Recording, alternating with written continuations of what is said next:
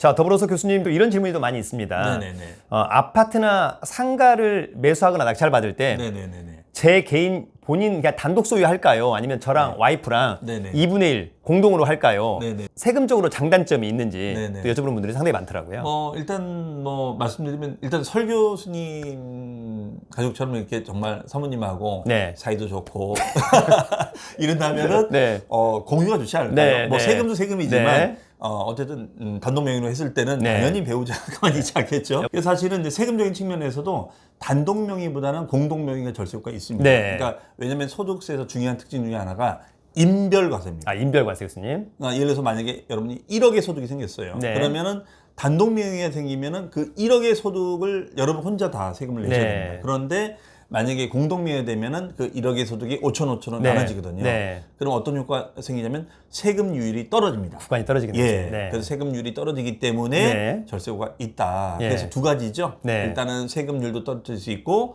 또 부부 사이도 또 돈독해질 수 있는 공동 네. 명의니까. 네. 네. 물론 비율도 중요하겠죠. 맞습니다. 네. 그런 측면에서는 의미가 있다라고 말씀드리겠습니다. 네, 좋습니다. 그래서 요즘에 이제 사실 그 부동산 투자 측면에서 네네네. 사실 일반 매매는 뭘 하기에도 약간 부담스러운 그 시장인데요. 네네. 오히려 경매로는 요즘에 한 2번 이상 유찰된 지식산업센터가 네, 저는 상당히 매력적이라고 생각이 드는데 네네네. 지상 관련해서 혹시 뭐 취득세, 양도세 관점에서 뭐 특별히 뭐 주의해야 될 게 있을까요, 교수님? 사실 이제 뭐 교수님 잘 아시다시피 이제 네. 옛날에는 이걸 이제 아파트용 공장이라고 했죠. 네네. 사실 네. 공장이라는 표현을 많이 했다가 네. 지식업종이 이제 추가되면서 네. 지식산업센터로 됐는데 저는 개인적으로 참 이름을 잘 지은 것 같아요. 아, 지식산업센터. 센터. 예. 네. 왠지 아파트용 공장하면 그렇죠, 무슨 약간. 공장을. 네, 네. 근데 지식산업센터라고 하니까 굉장히 네, 처음에 네. 이게 반응이 좋았고 첨단. 사실은 네. 뭐 송파 문정지구라든가 가산, 기산 뭐 이런 산업단지에도 지식산업센터 지금도 많이 이제 짓고 있는 걸로 알고 있는데요. 네. 다만 이제 최근에 이제 공급 과잉 때문에 네. 실제로 이제 분양률이 떨어지고 그런 걸로 알고 있습니다. 그러다 보니까 이제 경매는 제가 잘 모르겠습니다만 굉장히 지금 낙찰가율이 메리트가 있다. 상당히 좋습니다. 네, 교수님. 그러면 결론적으로 세금을 줄인다는 거는 매매금액, 취득금액에다가 이제 세율인데, 네. 예를 들어서 세율이 떨어지거나 취득금액이 줄어들면 세금은 줄어들거든요. 아, 네. 그래서 제가 알기로도 뭐 지산이 상당히 낙찰가가 메리트가 있기 때문에, 네. 사실은 이제 지산 같은 경우는 이제 분양을 최초로 받으면 네. 취득세 감면 혜택이 있습니다. 네. 그래서 이제 과거에는 이제 50%까지 됐다가 지금 30%대로 감면이 되고 대신 그거를 사후관리 조항이 있어요. 아, 예. 사업자 등록을 해서 실제로 1년 이상은 영위를 해야 되는데 네. 그걸 하지 않으면 또 추징 처리가 됩니다. 맞습니다. 그렇기 네. 때문에 이제 지산 같은 경우에는 사업자 등록을 내서 세제상의 혜택을 보더라도 네. 사후관리 조항이 있기 때문에 네. 여러분들이 그냥 단순 투자 목적으로만 하신다는 생각하지 마시고 실제 그러면은 사업자 등록을 활용해서 어떻게 할 수 있는지 그런 뒷단 관리까지 네. 좀 하셔야 될 것 같고 이 부분은 이제 지식산업센터를 전문적으로 이제 하시는 그 중개사 네네. 분들하고 좀 잘 상의를 하셔서 예. 왜냐면 사후관리 조항을 생각 안 하시고 네. 그냥 당장 지산이 매력이 있다 해서 나중에 낭패를 당하는 사례가 좀 많이 있거든요. 네. 그다음에 이제 최초 분양을 받을 때는 좀 감면이 있지만 분양이 아니라 이제 승계를 받을 때는 네. 그 감면 혜택은 없습니다. 그래서 일반 매매나 경매에서는. 예. 네. 그래서 다만 이제 낙찰가가 좀 떨어지기 때문에 세금률이 감면 안 되더라도 전체적인 세금은 줄어들 수 있는 네. 그런 여지가 있으니까 그 부분은 이제 현장에 이제 답사 가실 때 지식산업센터에 또 좀 잘 그런 분 아는 중개사분하고 또 상의를 하셔서 네. 물건지도 보시고 진행하시면 어떨까 싶습니다. 교수님 지산 같은 경우에는 뭐 아파트처럼 네네. 1세대 뭐 1지산, 비과세 이런 건 없는 거죠, 교수님? 일단은 이제 그게 이제 사업자 등록이 돼 있고 네. 사업용으로 활용이 되면은 네. 그건 네. 이제 업무상 건물이 되는 거니까 네. 주택수에 빠질 수가 있죠. 아, 네. 네네네. 네. 지산 같은 경우는 이제 별도의 기숙사가 있지 않는 이상은 그 네. 주거용으로 사기가 힘들기 때문에 네. 오히려 오피스텔은 이제 주택으로 볼 가능성이 높지만 네. 일단 지산은 그렇지 않다는 네. 거. 예. 양도 차이기 때문에 양도세를 내야 된다. 그렇죠. 이렇게 예, 좀 보면 예, 예. 일단 좋을 것 같습니다. 네. 그래서 마지막으로 저희가 이제 토지 같은 경우에 네네네. 사업용 토지하고 비사업용 토지가 있더라고요, 교수님. 네네네. 요 개념하고 또 이때 세금에 좀 차이가 있는가 네네네. 요걸 한번 알려주시면 좋을 것 같습니다. 예, 마침 제가 어제 이제 원주를 갔다 왔거든요. 아, 원주. 오랜만에 원주를 갔는데 네.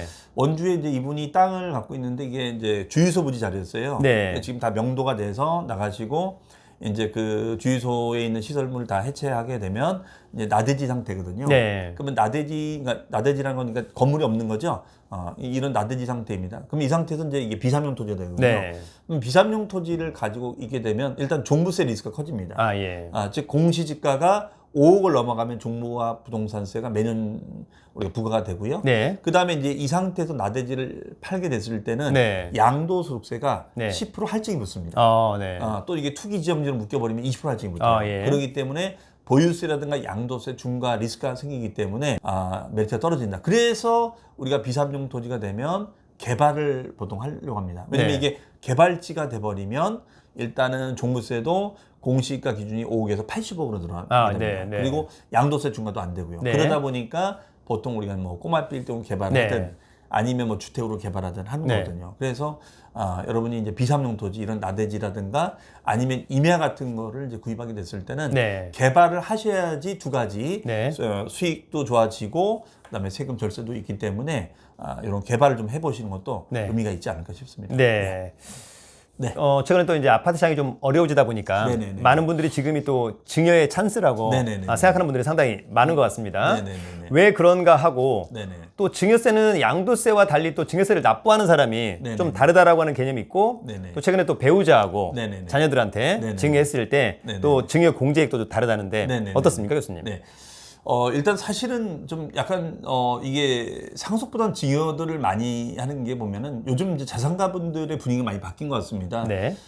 일단은 이제 수명이 워낙 또 길어지다 보니까 네. 과거에는 상속을 많이들 하셨는데 요즘 뭐 80, 90까지 막 사시니까 그것도 요원하고 그다음에 이제 이게 자산이 시간이 지나면 질수록 계속 평가 금액이 올라가기 때문에 네. 나중에는 상속 하더라도 상속이 많이 나올 수가 있단 말이에요. 네. 근데 지금처럼 이제 부동산 불경기가 되다 보면 평가 금액이 낮아지지 않겠습니까? 네. 그러다 보면은 아무래도 증여세는 이제 증여 재산가액에서 공제를 받는데 네. 실제 공제 금액이 크지는 않습니다. 네. 배우자는 6억이고 직계존비속은 이제 5천만 원까지. 네. 다만 이제 혼인 자녀는 이제 우리가 더 늘려주는 네. 1억까지 공제를 해주는데 네.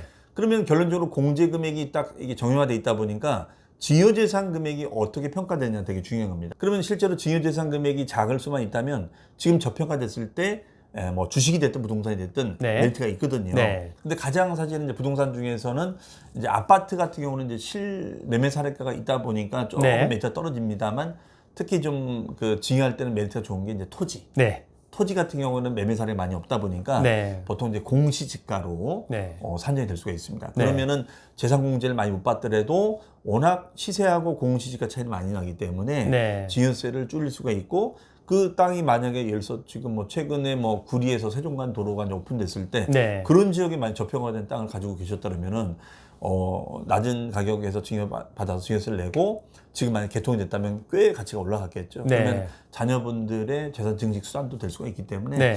그런 여러 가지 목적 때문에 요즘 증여들을 많이 하고 있지 않는가. 네. 그리고 이제 증여세는 이게 나라마다 좀 차이가 있는데요. 네. 당연히 능력이 있는 사람은 증여자입니다. 네. 근데 우리나라는 증여자가 증여세 내는 것이 아니라 네. 증여받는 사람, 이제 우리 법률 용어는 수증자라고 하죠. 네. 증여받는 자녀일 수도 있고 아니면 거꾸로 이제 부모님이 증여받을 수도 있는데 보통 자녀분들이 증여를 받는 거니까 그런 수증자가 이제 증여세를 보통 냅니다. 네. 그런데 아파트 같은 경우를 그냥 뭐 이를테면 아주 싸게 네네네. 원래 시세가 한 10억인데 네네네. 한 2억에 증여한다. 네네네. 가능합니까, 교수님? 증여세 없이? 그러니까 이제 그 10억짜리는 뭐 2억이다. 그러면 사실은 이제 직계존비속 같은 네. 경우에는 네. 이제 아직까지는 이제 5천만 원까지. 근데 네. 이 부분을 이제 더 늘려준다 하는데, 네. 뭐 그래서 요즘 이제 혼인을 통해서 하면은 더 공제가 네. 크니까. 네. 그런데 이제 문제는 우리가 증여 평가 금액이 아까 말씀드린 네. 대로. 그러니까 그래서 아파트가 매매 사례가 없어야 됩니다. 네. 근데 사실 매매 사례가 없으면 메리트가 좀 떨어지는 네. 아파트가 네. 되겠죠. 네. 근데 만약에 주변 매매 사례가 없는 지방에 있는 아파트다. 그러면은 평가 금액이 낮을 수가 있기 때문에 메리트가 네. 있는데 네. 아무래도 이제 강남이나 이런 데들은 워낙 매매 사례가 많이 있으니까 네. 실제 시세 정도는 아니겠지만 네. 평가 금액이 매매 사례 기준으로 했을 때는 좀 메리트가 떨어진다. 다만 이제 지금처럼 아파트 가격이 많이 떨어지게 됐을 때는 네. 지금은 증여세를 내더라도 좀 메리트가 있겠죠. 네. 그렇게 보시면 될 것 같습니다. 알겠습니다, 교수님.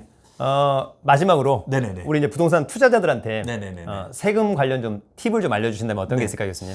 일단 사실은 세금하면 다들 관심들이 많으신데요. 다들 어려워하세요. 그 이유가 뭐냐면 일단은 세금이라는 제도가 너무 복잡합니다. 네. 네.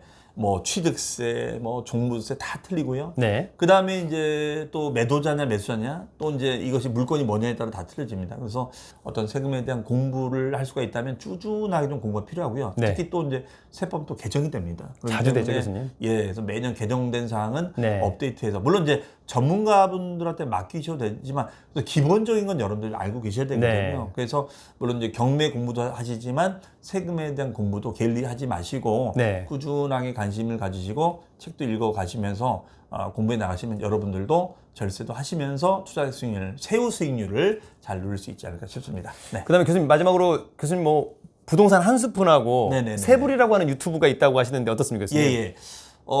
지금 이제 부동산 한 스푼은 이제 우리 교수님하고 이렇게 여러 전문가분들과 같이 출연하는 부동산 한 스푼이라는 거를 올해 14년제에 이렇게 기획을 해서 이제 지금 담을 예정이고요. 그럼 세불이는 제 이제 세금과 부동산 좀 표현이 그렇습니다. 야불이라는 네, 야불.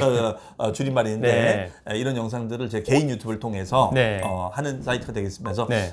세불이도 여러분들 관심 가져주시고요. 그다음에 부동산 한 스푼도 관심 가져주셨으면 감사하겠습니다. 네. 네, 좋습니다. 어쨌거나 오늘 날씨도 추운데 우리 네네네. 김윤석 교수님 집필한 디테일한 부동산 절세 비법 저자인 우리 김윤석 교수님 모셔가지고 여러분 나중에 또 궁금한 게 있으면 아까 얘기한 그 부동산 한 스푼이라고 하는 유튜브하고 우리 김윤석 교수님의 디테일한 부동산 절세 비법 이런 책을 한번 사서 읽어보는 것도 상당히 좋겠다 그런 생각이 들고요.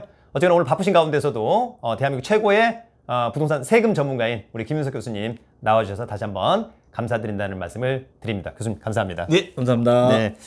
자, 여러분, 우린 또 다음에 또 좋은 유익한 내용을 가지고 또 찾아뵙도록 하겠습니다. 여러분 늘 화이팅입니다. 여러분 화이팅! 화이팅!